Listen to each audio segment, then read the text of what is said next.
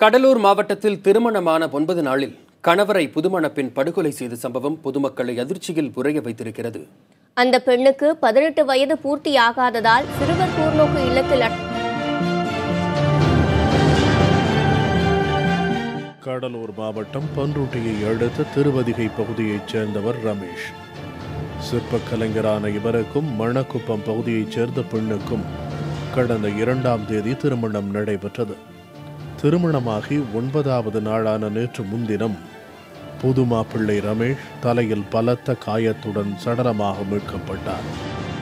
உயிரிழந்த புது மாப்பிள்ளை ரமேஷின் தாயார் பிற்பகலில் ரேஷன் கடைக்கு சென்றிருந்த சமயத்தில் இந்த சம்பவம் நடைபெற்றதால் புதுமண பெண்ணிடம் பன்ருட்டி காவல் நிலைய காவல்துறையினர் விசாரணை மேற்கொண்டனர். அடையாளம் தெரியாத 3 பேர் ரமேஷை கொன்றதாக அவர் கூறினார்.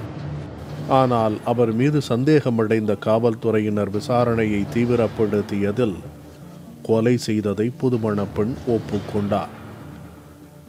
நடைபெற்ற திருமணத்தில் தனக்கு இஷ்டமில்லை என்றும் மாப்பிள்ளையை பிடிக்கவில்லை என்றும் இதனாலேயே குளவிக்கல்லை தலையில் போட்டு கொண்டதாகவும் புதுமண பெண்ணான சிறுமி காவல்துறையினரிடம் வாக்குமூலம் அளித்திருக்கிறார். இதையடுத்து கடலூர் நீதிமன்றத்தில் ஆஜர்படுத்தப்பட்ட சிறுமியை சிறுவர் கூர்நோக்கு இல்லத்தில் அடைக்க நீதிபதி உத்தரவிட்டார்.